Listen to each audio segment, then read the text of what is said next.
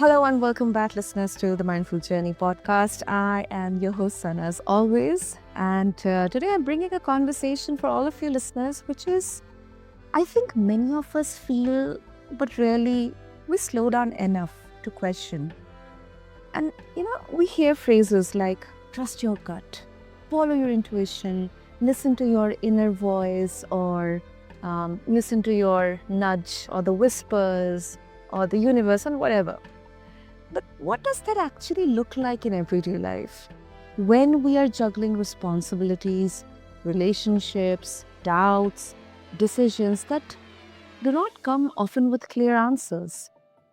Now, intuition can feel empowering, but it can also feel confusing, inconvenient, or even risky.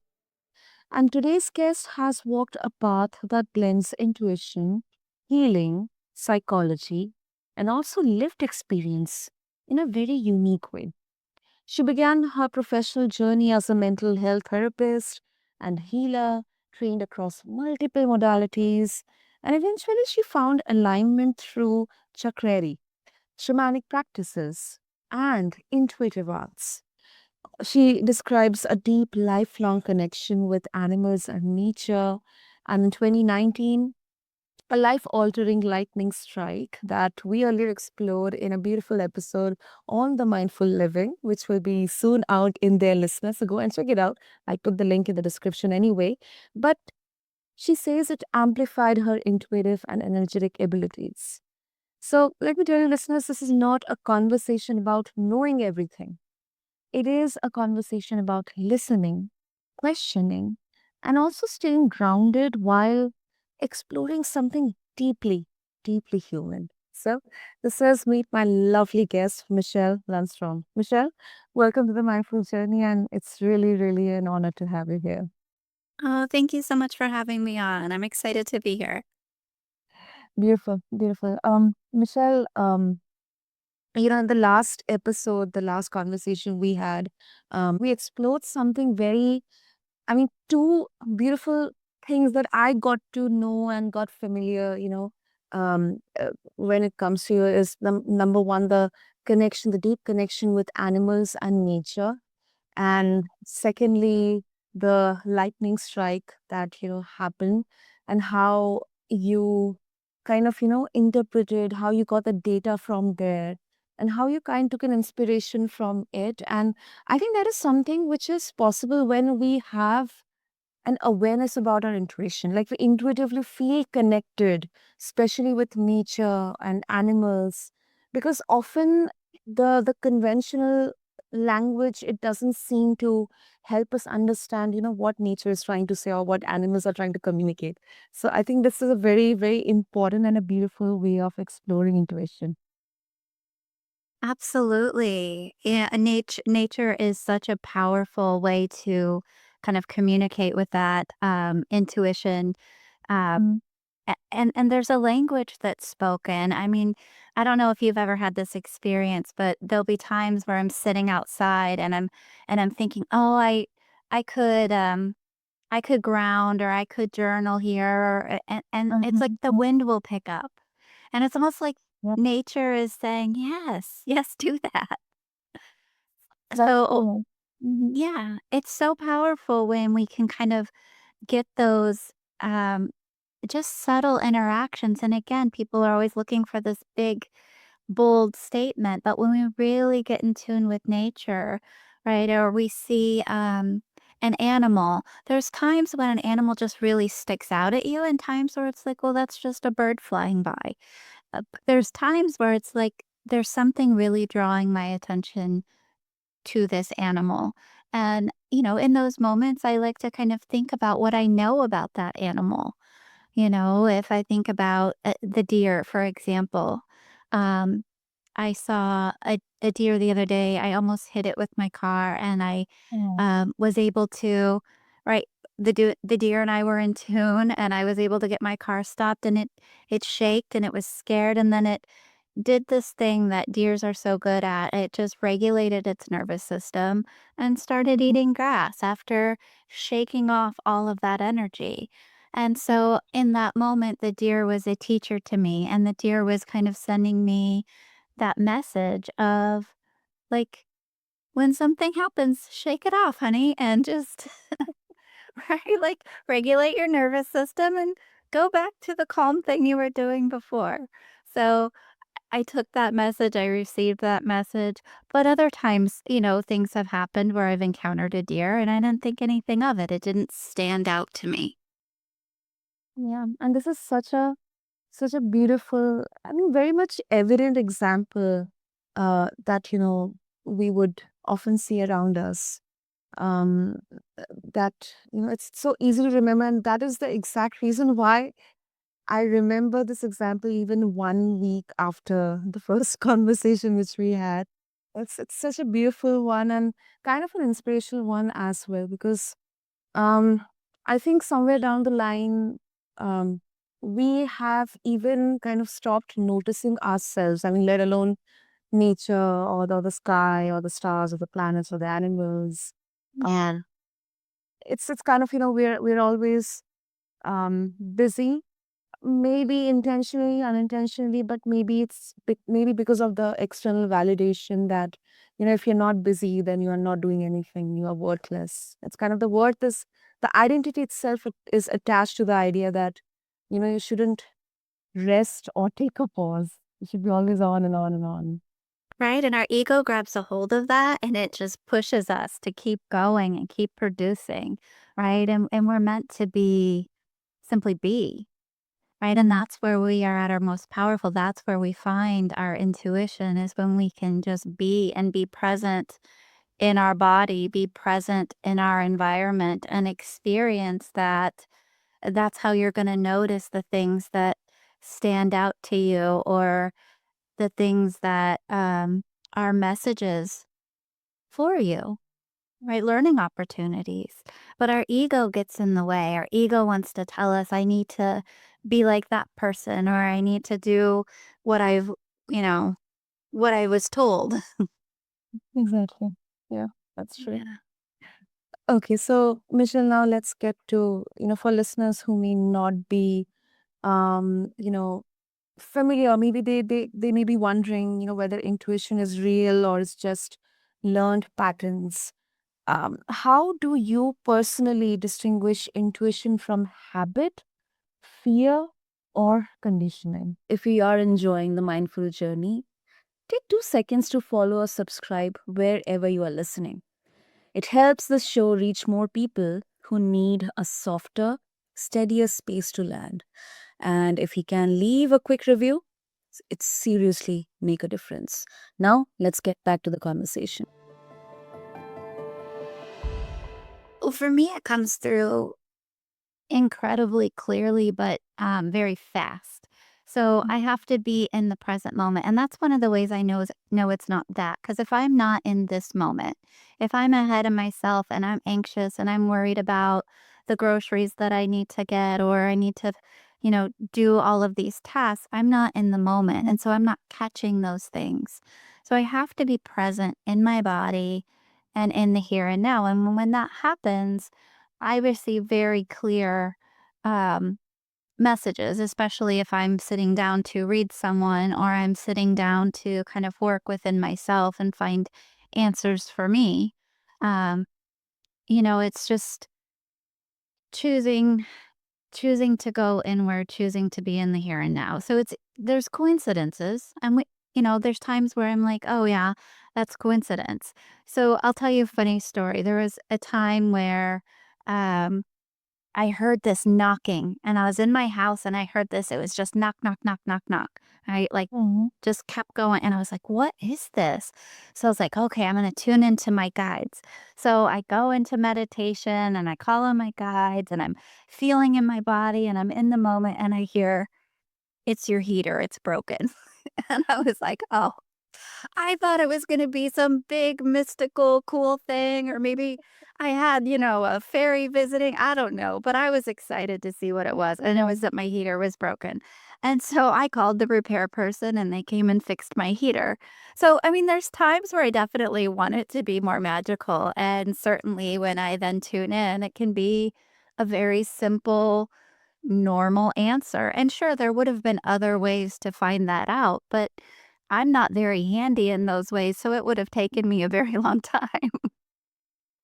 That's right. It does happen with me also. Like, especially, when I'm actually seeking answers. Okay, maybe, okay, show me, maybe give me some signal. What is the, maybe some kind of signal or hint that, what will be the solution to this problem. And then something, will happen. And then I will feel like, okay, maybe this is the answer, but it's not. It's just, like back to the real world. It's just a simple problem. Yes, it just pulls us right back. So, I mean, I don't think we can go wrong, right? If we're really tuning in, if it is just simplicity or the heater's broken or just kind of keep doing the same thing for this problem, then yeah, that's the information that we're going to get. That's right. That's right. And I think this is it's a kind of honesty that, intuition, it's not about perfection. Like, it sharpens with feedback, it sharpens, I think, with experiences also. Not something that, it's always right. And I think this exact clarification or distinction, it's relieving because it makes intuition feel less like mystical, and maybe, okay, only few people are intuitive, not everyone. And it's more relational, like, something you are in a conversation or a dialogue with rather than just blindly following. Absolutely. Yeah. I mean, it is a conversation and it is a relationship and it's, there it is kind of like muscles, right? If we exercise, we Mm. build our muscles and we have more strength. If we practice tuning in and then on top of that build a relationship with either our higher self or our guides or right the team that we work with, then we start to know, okay, I know your energy, I know which one you are, you come Mm. help me with practical things or you speak such wisdom that, it doesn't have any understanding with like the world I live in where I have to, pay Mm. for things, right? So I get to know my guides as well. But there's also just the very simple day-to-day ways of like tuning in that, if someone doesn't have that depth. But again, that comes with practice and we can all kind of get that sense whether, they're wanting to tune in to something very specific. I mean, you can set the intention for that. Yeah, that's right. That's right. And how does it, Michelle, like manifest or look like physically? Like, people say that there is some feeling in the gut, or uh, then eye twitching, or some people, like in India we say, okay, if your right hand is itching, you'll get money. Something like this. And Yeah. Yeah, I mean, there's so many of those, isn't there? And I yeah. love hearing all of those because they're so fun. There's also kind of the you hear a tone in your right ear and it's your guides trying to get a hold of you. And if you hear it in your left ear, it's a warning that there's trouble. And if you hear it in both ears and feel a pressure, it means that a guide is really present in the room and the energy shifted, right? So, I mean, there's all of these little things, like, I call them truth bumps, but when someone says something that so deeply resonates as truth in my body, I get, these bumps up and down my arms and these chills, and so, I mean, when we really start to listen to the signals in our body and that felt sense, right? Whether it's noticing an itch and knowing that meaning. And when we have those things as a collective and as a group, so if I know that every time my arm itches or my right hand itches, that Mm-hmm. you know being or the in the U.S. we say if your nose itches, somebody's talking about Mm-hmm. you. Um, so there, I mean, there's all these little things, but if we start to even come together as a group of humanity and say, okay, this is what this means, our guides are going to take that and use that as like, here's information because they know that we know that information, right? And so that's much how me and my guides have learned to work together when I do readings is there's all these codes that they know how to communicate something to me incredibly quickly that I just know what that means. And So it's that same thing, yeah, if there's a certain itch or little bumps or, a feeling in your tummy, like, those things all mean things. Hmm. Mm-hmm. Mm-hmm. And then, skeptics would say, oh, if we are accounting all these things along with intuition, then it becomes more of a pseudoscience or superstitious, or woo woo. How exactly do you like, what's your answer to all those skeptics who would think like, it's all, all in your head and it's all woo Yeah, I think that's great. Like, be skeptical. Like, go for it, right? Like, woo. I can tell you my truth, and I can tell you my lived experience and my felt experience, but I would never try and tell someone else that my truth should be their truth. So if they think that, this is all woo woo, then fine, let me have fun doing imaginary play. Who cares? Like, it doesn't hurt you. If it's not for you, like, don't eat it, right? Like, just Exactly.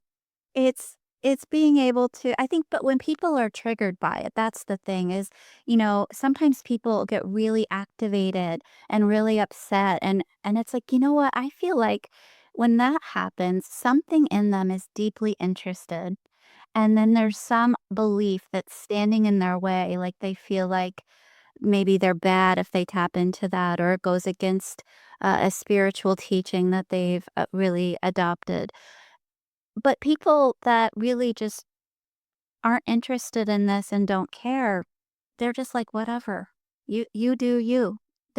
They're not worried about what I'm doing over here, right? So, people can be skeptical. It's okay to be Mhm. skeptical. It's wise to investigate something and say, is this real?" Right? And that's why I talk so much and teach so much about really tapping into the heart and feeling what it feels like in your body to feel truth or feel a lie or it just so you know, like, this resonates as truth for me or this doesn't resonate as truth for me, so I'm just gonna, I always say, keep scrolling, just keep going, keep moving on. Yeah. Yeah, It's okay to agree to disagree. It's okay. absolutely. Yeah. Yeah. And I think that's kind of a healthy approach to this because um often we see either conversations around intuition going into absolute extremes or absolutely dismissing the essence of it, because now we are talking about intuition in in business and entrepreneurship. Like, I have had conversations with many guests, and this is not specifically listeners. Let me tell you that if any one of you thinks that only women have this power, no, even men are talking about this intuitive leadership, that maybe it's coming from their experiences or their own lived experiences, or some kind of memories, or it's something that sometimes can be really hard to explain, but I believe it's gradually gaining its importance in its own way. Absolutely, and, it used to be very male dominated too, and so now it's kind of it it was always kind of the females and mother's intuition, and then as it kind of was coming out more and more, like, you see many of the gurus are males, and Yeah. through and a lot of what they're doing is tapping into intuition, and they're astro traveling, and they're doing all of these incredible things to share a spiritual message, so most of the ones I know about other than maybe, Anna Diamant are male. So, Mhm. when we look at that, we see that there's so many teachings of intuition that, just aren't called that, and then but they are, right? It is intuition, it is tapping into a higher knowing, it is working with guides, gods, goddesses, ascended masters, um, so I mean, who's to say, like, that intuition doesn't exist because they're closing off to so many things and so many beautiful, um, lineages and teachings in many different cultures. Mhm. Yeah. Yeah, I and think that. And it's finding one that resonates for them, like, if they're interested in it and, I'm focused a lot on, shamanism and kind of that shamanic path.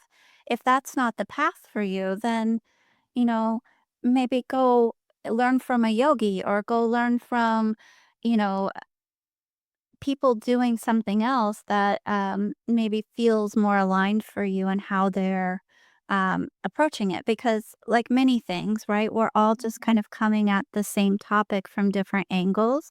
Because it's hard to talk about intuition without some sort of spirituality, but yet there are people that absolutely engage with intuition and intuitive practices without spirituality. Most people who are really good at, like, financial stuff, like day trading and that kinda thing, in the markets, they're highly intuitive people, and they're not tapping into spirituality from the way that they say it. They just say they know. Something in them just knows, "Buy this now, sell this now," and they just know. So, there's so many different ways that, people are utilizing intuition or accessing intuition or, how we kind of embrace that within ourselves or don't. Absolutely. I think gathering the data, I think that's one of the most fundamental way here, even if it's in the most number driven, output driven, uh, hard world of business, or any the most normal day to day life experiences as well. Um, and Michelle, one more kind of, I think it's such a beautiful question. Of course, I have to bring in this once again for our listeners of the mindful journey. Yeah. Um, Lightning, that being struck by lightning, turning point, it amplified your intuitive abilities. How exactly did you realize that? Well, the thing is when the lightning strike came, I look back now and I can see it was meant for me. And the reason that I say that is I wasn't outside and being irresponsible and, Mm, running around in a lightning storm. I was sitting inside and I was at my desk, and this storm came out of absolute nowhere in the middle of the afternoon.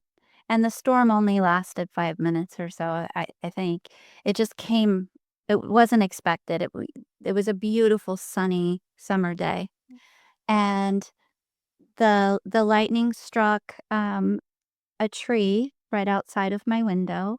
And then a side flare came and melted the window in that almond mandorla shape, and the lightning struck me in 3 places in my back. The downside of that was I had a lot of nervous system damage. I'm also an artist, and I couldn't use my right arm, which was devastating to me.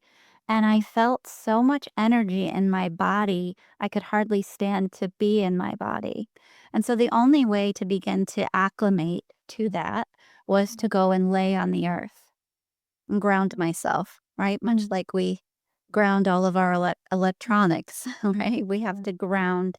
And so that helped me to really kind of get this stillness and this deep connection and really be in meditation for long periods of time as I just kind of sat myself on the ground and began to adjust to this. And I had been, utilizing intuition before and accessing intuition, but as I was tapping in and doing these things and even kind of starting to do readings for others, I found that it's like it created this clear channel through my crown chakra, um, that just like it opened, right? Almost like it was the size of a straw before, and now it's like it's, big as my shoulders around. And so it's kind of like the pipeline opened up, so to speak.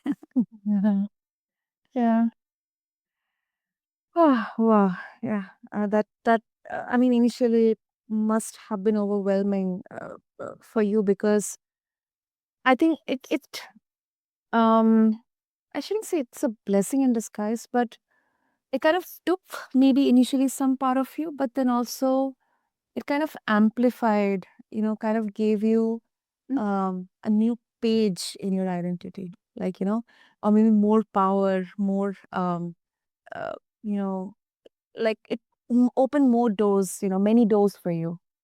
So, Absolutely. mm, Yeah, I mean, it really did, and um, also being an energy healer, the energy that comes out of my hand and my arm now is, something that if a skeptic is in the room, I'm, I will show them and they will and so far everyone has felt, some sort of sensation, and when I kinda turn that on and allow that energy to run through me. So, I'm a channel of that lightning, energy medicine, and I channel it through my voice when I do podcasts so that if people choose to receive that when I'm speaking, that and even on the recording, that they can receive some of that. And so that energy channels through me, it's not of me, and it has a different effect on different people. So I find that really interesting how that energy just kind of knows. So for some people, it'll feel like energy and prickles and electricity, and other people's it'll feel warm or cool or people just report feeling like different sensations. And some of the emails I get afterwards just kind of blow my mind, and I'm you know things I don't want to make claims of, uh, mhm. but things that really just truly, healings that occur that absolutely blow my mind. But that healing isn't, um, me. It's not that I healed them, right? It's their relationship with that energy and their relationship with their own, desire for that healing as well. So, I mean, there's a lot of things that kind of go into that that are, beyond me, but I'm blessed to be the conduit of that. That's really amazing. Amazing. So Michelle, before we conclude, if listeners who you know n- are resonating with what we have talked today, what we are exploring about intuition, and they would like to share their thoughts or their experiences as well, and they would like to reach out to you, what would be the easiest way? Yeah, my website would be the easiest way, and so that's www.luminousignis.com. So Luminous is Luminous, Ignis, Ignus. So that my socials, my, Facebook, my YouTube, and my, Instagram, and my email are all there, as well as options for scheduling if you would like a session with me. Beautiful.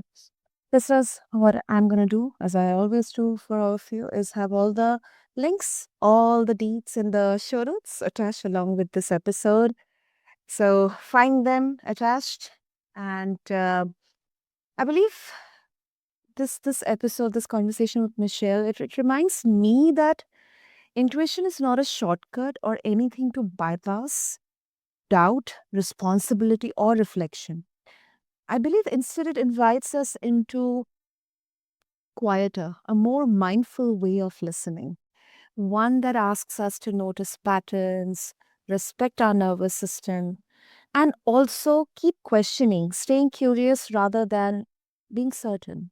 So, whether intuition shows up for you as a body sensation, a pause, or a gentle inner question, it does not need to look dramatic to be meaningful. So, if this episode sparked reflection for you, sit with it. It's okay. You do not have to act on intuition immediately for it to matter. And Michelle, thank you so much for helping us, uh, gain more interest into exploring intuitive powers, intuition within us. Oh, you're welcome. It was an honor to be here. Thank you so much for having me. Thank you. Thank you, Vishal. And thank you to all the listeners for walking this mindful journey with us today. Until next time, take care of your inner world and stay open to listening. This is your host, Sana, signing off.